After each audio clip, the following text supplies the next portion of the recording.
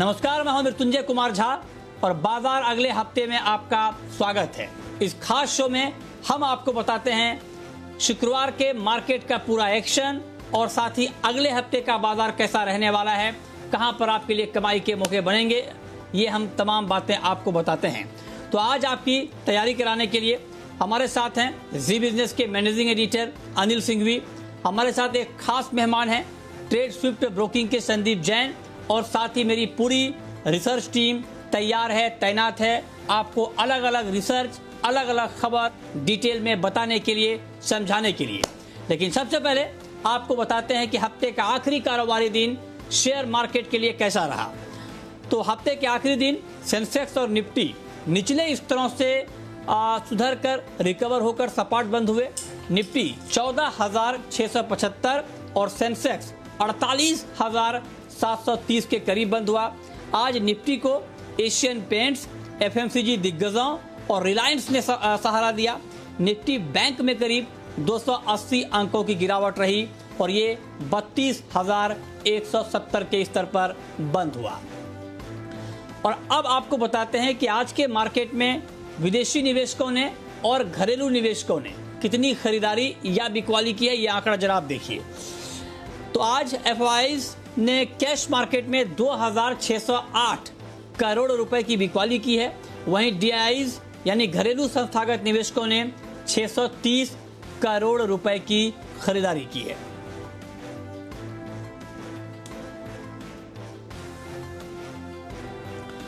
और अब रुक करेंगे आज के बाजार पर एडिटर्स टेक का, और हमारे साथ जी बिजनेस के मैनेजिंग एडिटर अनिल सिंघवी हैं। अनिल जी, स्वागत है आपका। आपसे समझना चाहेंगे सर कि कारोबारी हफ्ते के आखिरी दिन बाजार में जोरदार एक्शन देखने को मिला, इस पूरे सत्र को आप किस तरह से देखते हैं?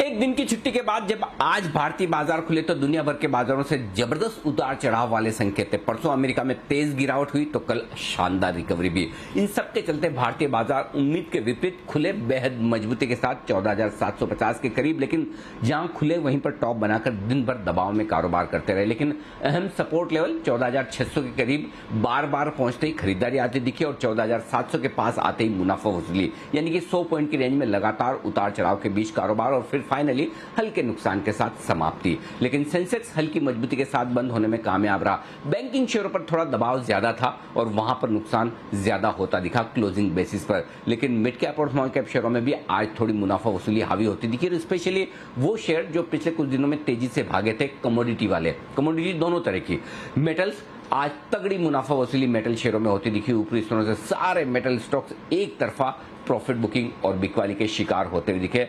5 से 10%, 15% तक की गिरावट मेटल शेयरों में, चाहे वो दिग्गज हो चाहे छोटे शेयर, सब में होती नजर आई। और शुगर शेयर जहां पर अच्छी तेजी बनी, 2 दिनों में अंतर्राष्ट्रीय बाजार में शुगर के दाम 7-8% कम हुए, उसका असर सभी शुगर शेयरों पर देखने को मिला। तो मेटल्स और सॉफ्ट कमोडिटीज दोनों पे बड़ी तेज प्रॉफिट बुकिंग आती नजर आई है आज के सेशन में। लेकिन इसके विपरीत कुछ कुछ सेक्टर्स ऐसे थे जहां पर खरीदारी भी लौटती हुई दिखी और वहां पर एक्शन भी बनता हुआ दिखा। मसलन सरकारी बैंक निचले स्तरों से थोड़े रिकवर होते हुए दिखे, वहां पर खरीदारी आती हुई भी दिखी है। बायोटेक शेयरों में आज अच्छी खरीदारी होती दिखी है। ओवरऑल आप कह सकते हैं कि थोड़ा खरीदारी, थोड़ा बिकवाली का माहौल। लेकिन हफ्ते का आखिरी ट्रेडिंग सेशन है और 2 दिनों की छुट्टी है, सोमवार को लौटेंगे। ग्लोबल मार्केट्स की वॉलेटिलिटी क्या होगी पता नहीं, साथ ही एफआईएस की बिकवाली का दबाव। तो इन सब के चलते जितनी रिकवरी होनी चाहिए शायद उतनी हो नहीं पाई और हल्के नुकसान के साथ भारतीय बाजारों ने आज समाप्ति दी।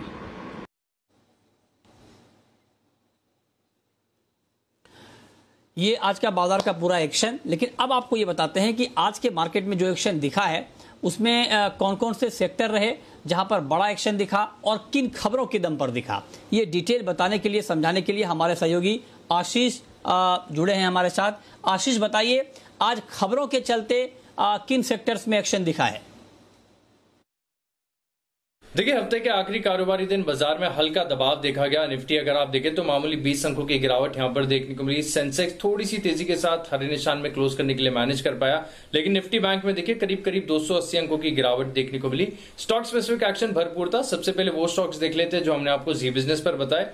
हेस्टर बायोसाइंसेज आपको जैन साहब ने बताया था अच्छी तेजी यहां पर देखने को मिली। धानुका एग्रीटेक सिद्धार्थ जी ने बताया स्टॉक, आपको ट्रेडर्स डायरी में भी बताया गया था। दिन के दौरान 6% से ज्यादा के मूव्स देखने को मिले। एशियन पेंट्स नतीजों का इंपैक्ट था। सच्चिदानंद उत्तेकर ने स्टॉक आपको रिकमेंड किया, अच्छी तेजी इस स्टॉक में भी देखने को मिली। लेकिन सेक्टर स्पेसिफिक एक्शन की बात करें तो गजब की तेजी के बाद मेटल स्टॉक्स में अब कहीं ना कहीं अब थोड़ी सी जो रफ्तार है वो रुकती हुई नजर आ रही है। आज के सत्र में देखिए तमाम मेटल और माइनिंग स्टॉक्स में गिरावट देखने को मिली।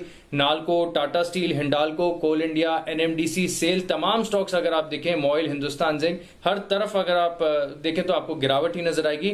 शुगर स्टॉक्स में भी अगर आप देखें, क्योंकि अंतरराष्ट्रीय कीमतों में थोड़ी सी गिरावट देखने को मिली, इसका एक असर देखने को मिला।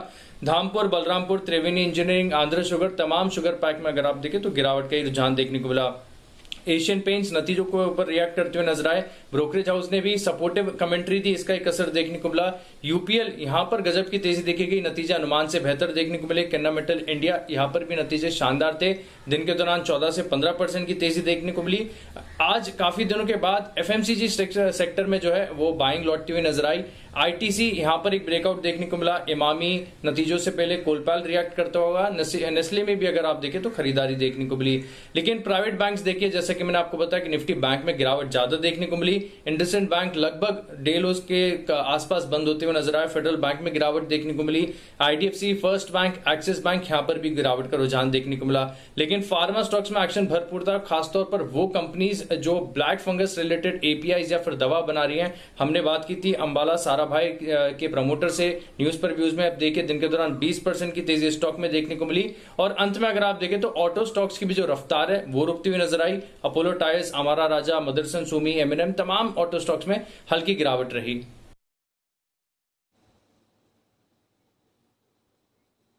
ओके, तो ये आज के मार्केट का पूरा एक्शन आशीष ने बताया कि खबरों के दम पर कहां पर एक्शन रहा। और अब हमारे साथ संदीप जैन साहब जुड़ चुके हैं, ट्रेड स्विफ्ट ब्रोकिंग के डायरेक्टर।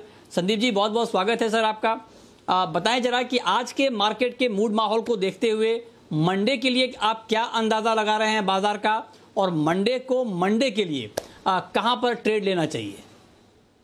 या बिल्कुल, first of all very good evening and happy Akshaya Tritiya to all our viewers on the panel. देखिए, माहौल आज प्रॉफिट बुकिंग का था। मिड कैप और स्मॉल कैप्स में जो एक पार्टी चल रही थी, रैली चल रही थी, तो वहां पे प्रॉफिट बुकिंग आई। जैसा कि अनिल जी ने कहा, कमोडिटी और मेटल स्टॉक, सॉफ्ट कमोडिटीज, वहां पे भी प्रॉफिट बुकिंग मिली। बट आज विपरीत में एफएमसीजी सेक्टर, जो कि डिफेंसिव सेक्टर हो, तो वो रॉक कर रहा था और वो आज जबरदस्त तेजी दिखाया। जैसा कि सुस्त स्टॉक आईटीसी, वहां पे भी चाल थी और सारे स्टॉक्स चले हुए थे।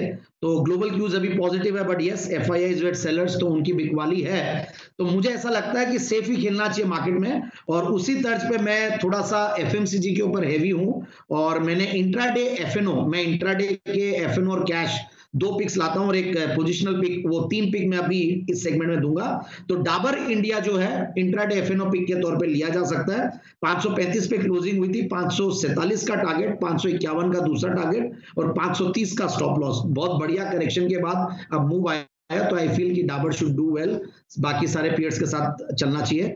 ज्योति लैब्स, जो कि मैंने जैन साहब के जेम्स में भी दिया हुआ है, और अगेन एक एफएमसीजी और काफी फेमस ब्रांड है इनका भी डिटर्जेंट में। तो 148 में क्लोजिंग हुई थी, 155 का टारगेट, 145 का स्टॉप लॉस।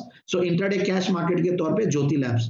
और एस्ट्रल पॉलीपाइप्स एक बेहतरीन क्वालिटी कंपनी है, जो कि मैंने पोजिशनल पिक के तौर पे लाया हूं मैं। अगेन 1680 की क्लोजिंग है, 1810, 1830 के टारगेट्स और 1630 का स्टॉप लॉस लगा। तो इंट्राडे और पोजिशनल, ये 2 ट्रेड अभी आपको मिल चुके हैं।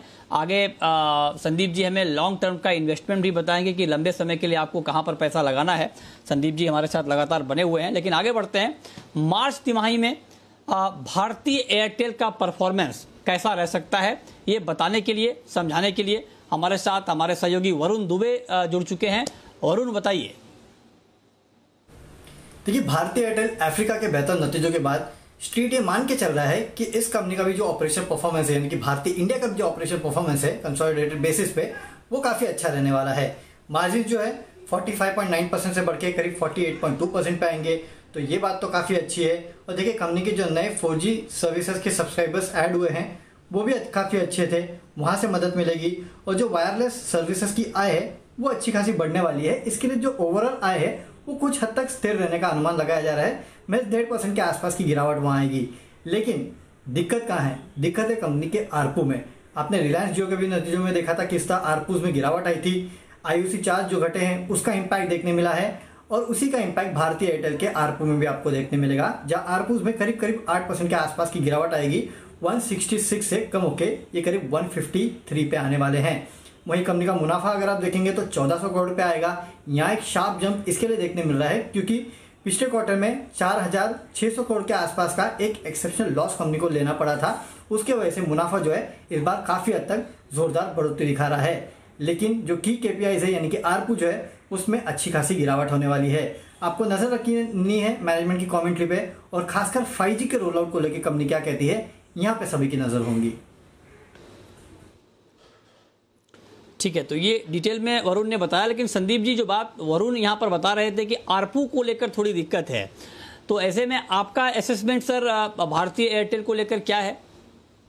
नहीं, देखिए, मुझे इस सेक्टर में वैसे भी भारतीय एयरटेल बहुत बढ़िया लगता है। स्किन इन द गेम अगर प्रमोटर का एक कोई कंपनी में है तो वो भारतीय एयरटेल है। आइडिया और जियो है, ठीक है, कंपटीशन में, बट अगेन जिस तरीके से इनके मंथली नंबर्स भी आ रहे हैं न्यू कनेक्शंस के, तो दैट इज आल्सो इनकरेजिंग। और मुझे ऐसा लगता है कि जो इस कंपनी के जो पास्ट के जो बुरे दिन थे वो सब ओवर हो गए।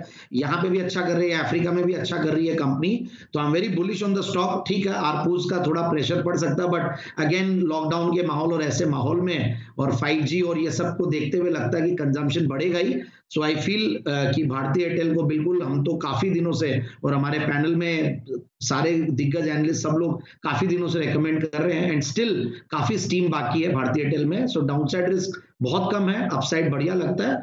सो continue holding it and buy on declines की स्ट्रेटेजी अपना। ठीक है, तो आपको अच्छा लग रहा है ये कंपनी। ठीक है, आगे बढ़ते हैं। अब ये जानते हैं कि नेक्स्ट वीक के लिए, अगले हफ्ते के लिए बाजार के लिए महत्वपूर्ण ट्रिगर्स कौन कौन से हैं, और ये ट्रिगर्स बताने के लिए मानसी हमारे साथ जुड़ रही हैं। बताइए मानसी। जी बिल्कुल, देखिए ढेर सारे नतीजे आने वाले हैं आने वाले हफ्ते में। निफ्टी स्पेस में Tata Motors, IOC, Shri cement, Hindalco पर नजर रहेगी और वायदा बाजार की तो लंबी लिस्ट है। कोलगेट, फेडरल बैंक, भारतीय Airtel, Torrent pharma, Manappuram finance, PI industries, Canara bank और कई सारे नंबर्स आते हुए दिखेंगे जो कि आपके टीवी स्क्रीन पर एक एक करके फ्लैश हो जाएंगे। इसके अलावा 17 मई के दिन यानी कि सोमवार के ट्रिगर्स की अगर बात करें, बैंक ऑफ इंडिया बोर्ड बैठक में सरकार को शेयर्स जारी करने पर फैसला होगा। Reliance industries partly paid up शेयरों की जो एक्सरसाइज है उसमें शेयर धारकों को मई 17 से 31 मई के बीच 314 रुपए और 25 पैसे प्रति शेयर की पहली किश्त जो है वो जमा करनी होगी। ओरेकल फाइनेंशियल सर्विसेज 200 रुपए प्रति शेयर के अंतरिम डिविडेंड की एक्स डेट होगी। सोवरेन गोल्ड बॉन्ड की शुरुआत हो जाएगी 17 मई से 21 मई तक। सीरीज 6 बॉन्ड जारी होते हुए दिखेंगे। निवेशक कम से कम 1 ग्राम गोल्ड के बॉन्ड में निवेश कर पाएंगे। इसके अलावा अप्रैल की होलसेल महंगाई दर के आंकड़े भी सोमवार को आते दिखेंगे। जापान के Q1 GDP के डेटा भी इस दिन आते हुए दिखेंगे। 18 मई यानी कि मंगलवार का दिन टाटा मोटर्स फंड जुटाने के प्रस्ताव पर बोर्ड विचार करेगा। आरती इंडस्ट्रीज नतीजों और बोनस शेयर जारी करने पर बोर्ड बैठक होगी। टोरेंट फार्मा 18 मई को नतीजों के साथ पूंजी जुटाने को लेकर एक बोर्ड बैठक होगी। ओरेकल फाइनेंशियल सर्विसेज 200 रुपए प्रति शेयर के अंतरिम डिविडेंड की रिकॉर्ड डेट ये होगी। साथ ही प्रधानमंत्री मोदी की कोरोना मामले पर 9 राज्यों के डिस्ट्रिक्ट मजिस्ट्रेट और चीफ मिनिस्टर्स के साथ मुलाकात होने जा रही है। 2 दिवसीय बैठकें होंगी जिसकी शुरुआत 18 मई से होती हुई दिखेगी। 19 मई के दिन हांगकांग और साउथ कोरिया के बाजार बंद रहेंगे। IRFC पूंजी जुटाने को लेकर बोर्ड बैठक करेगा। क्लैरियंट केमिकल फाइनेंशियल डिविडेंड पर बोर्ड बैठक करेगा। 20 मई के दिन Ircon International 1:1 bonus share issue की एक्स डेट है ये। साथ ही RBI GSEP 1.0 यानी कि गवर्नमेंट सिक्योरिटीज एक्विजिशन प्रोग्राम्स के तहत 35,000 करोड़ की गवर्नमेंट सिक्योरिटीज खरीदने जा रहा है। प्रधानमंत्री मोदी की कोरोना मामले पर 10 राज्यों के डिस्ट्रिक्ट मजिस्ट्रेट और चीफ मिनिस्टर से मुलाकात होगी। 2 दिवसीय बैठक का दूसरा दिन ये होगा। इसके अलावा FOMC बैठक के मिनट्स भी इस दिन जारी होते हुए दिखेंगे और अंत में 21 मई Ircon International 1:1 bonus share issue की रिकॉर्ड डेट होगी, तो इस पर भी नजर रहेगी। तो ये अगले हफ्ते के अहम ट्रिगर्स जिस पर बाजार की नजर रहेगी। लेकिन इन सब के बीच एक महत्वपूर्ण खबर यह है कि कोरोना महामारी के बीच अब देश में ब्लैक फंगस का भी हमला शुरू हो गया है और देश के कई इलाकों में इसके बढ़ते संक्रमण से इसके इलाज में इस्तेमाल होने वाली दवाओं की मांग भी काफी बढ़ गई है। पूरी खबर क्या है डिटेल में बता रही हैं देवांशी। जी बिल्कुल, आप देखिए भारत में अब म्यूकोरमाइकोसिस के जो केसेस हैं वो लगातार बढ़ते हुए दिख रहे हैं और बहुत ही तेजी से बढ़ते हुए दिख रहे हैं। सीरियस फंगल इन्फेक्शन है ये, जिसको ब्लैक फंगस भी कहा जा रहा है। और मैं आपको बता दूं कि जितने भी कोरोना के मरीज हैं उनको ये खतरा सबसे ज्यादा है।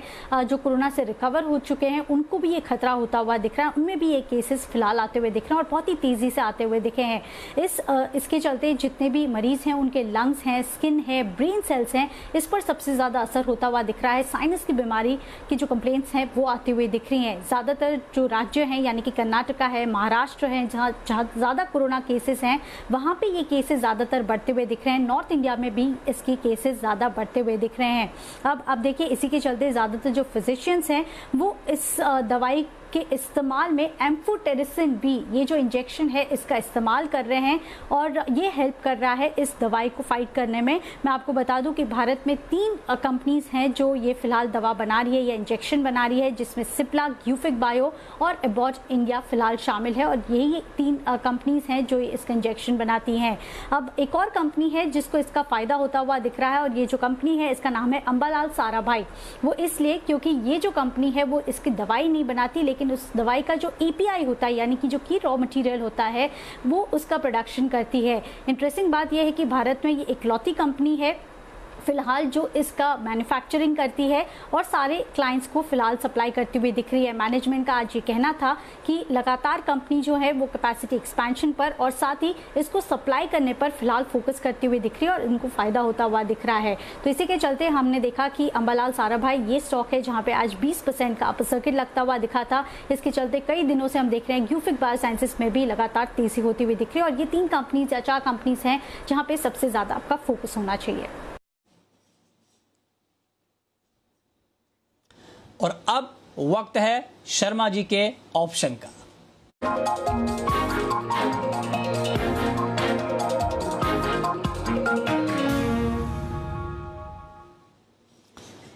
और ऑप्शन का ये ट्रेड बताने के लिए हमारे साथ एचडीएफसी के वीके शर्मा जी जुड़ चुके हैं। सर बहुत बहुत स्वागत है आपका।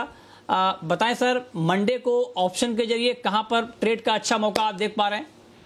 जी नमस्ते मृत्युंजय, आपको और आपके सभी दर्शकों को।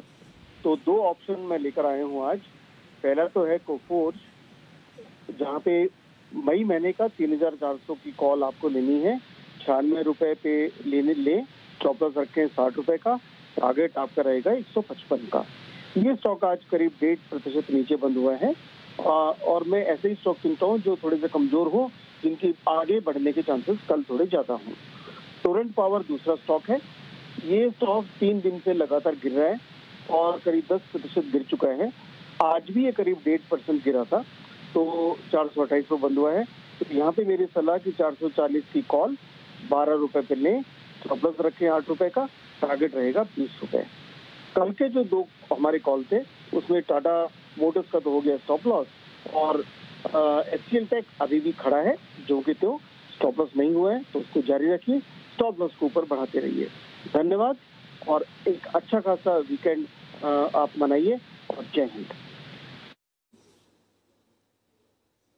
जी बहुत शुक्रिया शर्मा जी आपका ऑप्शन का ये ट्रेड बताने के लिए। और अब वक्त है ये जानने का कि मंडे के लिए आपकी स्ट्रेटेजी क्या होनी चाहिए।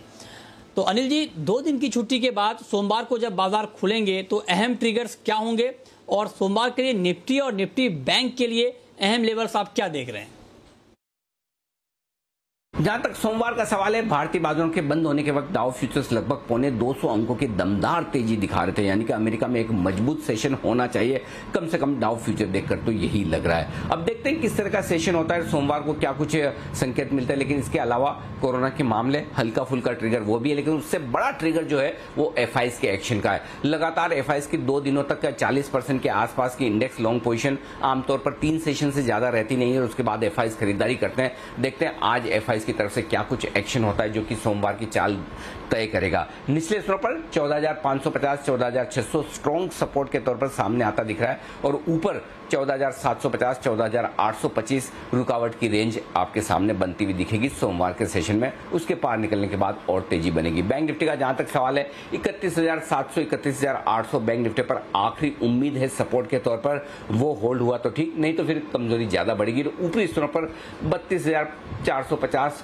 32,750 ये वो रेंज है जहां पर लगातार प्रॉफिट बुकिंग आने के आसार आपको नजर आएंगे। तो देखते हैं क्या कुछ होता है। नतीजों के लिहाज से बड़े एक्शन वाला हफ्ता आगे भी रहेगा। मिड कैप स्मॉल कैप शेयरों में अच्छा करेक्शन हो भी चुका है। मेटल कीमतों में क्या कुछ एक्शन होता है, बाकी कमोडिटीज ग्लोबल मार्केट्स में कैसी रहती है, ये बाजार की चाल अगले हफ्ते के लिए तय करेगी। तो अगला हफ्ता भी बेहद एक्शन भरा रहेगा और बाजार निचले स्तरों से किसी भी वक्त एक अच्छी रिकवरी देने के लिए भी तैयार होते हुए दिखेंगे। तो दोनों तरफ के ट्रेड अगले हफ्ते भी आपको मिलेंगे, उसके लिए तैयार रहें। ये अगले हफ्ते के लिए आपके लिए बेहतरीन स्ट्रेटेजी। लेकिन अब आपको बताते हैं कि मंडे को आपको ऑप्शन के जरिए और कहां पर कमाई के मौके मिल सकते हैं, और ये बताने के लिए हमारे साथ हैं कोटक सिक्योरिटीज के श्रीकांत चौहान साहब। श्रीकांत जी, बहुत बहुत स्वागत है सर। बताएं मंडे को कहां पर आप ऑप्शन में ट्रेड देख रहे हैं? Mrityunjay, good evening. देखिए, मुझे लग रहा है कि मार्केट में जैसे भी अनिल जी ने बताया वैसे मुझे लगता है कि दोनों तरफ के ट्रेड मिलेंगे, लेकिन साथ ही साथ मुझे ये भी लगता है कि मार्केट में रिकवरी भी देखने मिलेगी और रिकवरी बनेगी शायद बैंक स्टॉक से बनेगी। पीएसयूज बैंक में वैसे देखा जाए तो काफी अच्छी इस बार ओपन इंटरेस्ट क्रिएशन हुआ है और अच्छे पैटर्न्स बने हैं और अच्छी रिकवरी हमें देखने मिलेगी। तो मुझे लगता है कि स्टेट बैंक ऑफ इंडिया के कॉल ऑप्शंस बाय किए जा सकते हैं। आज वैसे ये दिन भर में नरम था स्टॉक, लेकिन उसका करेक्शन हो चुका है ऐसे लग रहा है। 360 के कॉल ऑप्शंस बाय करके चले, जो 15 से 14 रुपए के करीब अवेलेबल है। 10 रुपए का स्टॉप लॉस रखे, 25 से 35 रुपए के टारगेट्स भी हम देख सकते हैं। और साथ ही साथ मुझे लगता है कि इस हफ्ते में हमने काफी सारे स्टॉक्स में उन सभी स्टॉक्स में एक्शन देखा है जहां पे बिल्कुल भी मोमेंटम नहीं था, जैसे कि आईटीसी है और कुछ और चुनिंदा स्टॉक थे कि जहां पे काफी नर्वसनेस था कई दिनों से। तो मुझे लगता है कि भी रिलायंस इंडस्ट्रीज की बारी आ सकती है, जहां पे भी हमें 2000-2020 के लक्ष्य दिख रहे हैं और इसी वजह से 2000 के आउट ऑफ मनी के कॉल ऑप्शंस बाय करने चाहिए, जो 18 रुपए के करीब अवेलेबल है। 12 रुपए का स्टॉप लॉस रखे और 35 रुपए के टारगेट हम इसके लिए रख सकते हैं। जी मृत्युंजय, ठीक है, बहुत शुक्रिया श्रीकांत जी आपका ये बताने के लिए ऑप्शन का ट्रेड। संदीप जी, आखिरी सवाल सर आपसे मेरा ये होगा कि लॉन्ग टर्म के इन्वेस्टर के लिए इस मार्केट में क्या है और लंबे समय के लिए इस वक्त कहां पर पैसा लगाना चाहिए? बिल्कुल एक बेहतरीन कंपनी लाया हूं मैं आज, डी-लिंक इंडिया लिमिटेड। एक सबसे बढ़िया बात यह है कि एक एमएनसी कंपनी है ताइवान की और 13-14 के पी मल्टीपल पे मिल रही है। और इस समय अगर सबसे ज्यादा हम अगर यूज करते हैं प्रोडक्ट्स तो वो वाईफाई और नेटवर्किंग और वर्क फ्रॉम होम का कल्चर चल रहा है, तो काफी कंजम्पशन बढ़ना चाहिए इनके प्रोडक्ट्स का। और मुझे ऐसा लगता है कि जिस तरीके से स्विचेस में और लोकल एरिया नेटवर्क प्रोडक्ट्स में इनका मार्केट शेयर है, 30 और 40% के लगभग का मार्केट शेयर है इनका इन प्रोडक्ट्स में, तो मुझे बहुत कॉन्फिडेंस आ रहा है। एक तो इनके रिटर्न ऑन कैपिटल एम्प्लॉयड के नंबर्स देख रहा था तो 19-20 के लगभग है, जीरो डेट कंपनी है, 13-14 के पी मल्टीपल पे अगर अवेलेबल है और 1.5% का डिविडेंड यील्ड है और पिछले 3 साल की प्रॉफिट की कैगर भी 23-24% के लगभग है। और दिसंबर 2020 का रिजल्ट भी देखा था मैंने, दिसंबर 2019 के सामने 15 से 20% की बढ़ोतरी है। So overall I am bullish on the stock और मुझे ऐसा लगता है कि बहुत ज्यादा चला हुआ नहीं है स्टॉक। एक बार मैंने जैन साहब के जेम्स में स्टॉक दिया था, टारगेट अचीव करके वापस से एक अच्छे लेवल्स पे मिल रहा है, करेक्टेड लेवल्स पे, क्योंकि कई बार स्टॉक्स नीचे आते हैं एंड उसका पूरा फायदा उठाना चाहिए बाय ऑन डिक्लाइंस का। तो मुझे लगता है कि ऐसे लेवल्स पे, कंसोलिडेटेड लेवल्स पे अगर मिल रहा है तो यहाँ पे ले और आराम से 125 तक के टारगेट्स के लिए स्टॉक को लिया जा सकता है आने वाले 6 से 9 महीने की अवधि के लिए। जी ओके, बहुत शुक्रिया संदीप जी आपका और साथ ही मेरी पूरी टीम का बताने के लिए कि हफ्ते का आखिरी दिन कैसा रहा मार्केट के लिए और अगले हफ्ते और खास करके मंडे को कहां पर कमाई के मौके बनेंगे। बहुत बहुत शुक्रिया।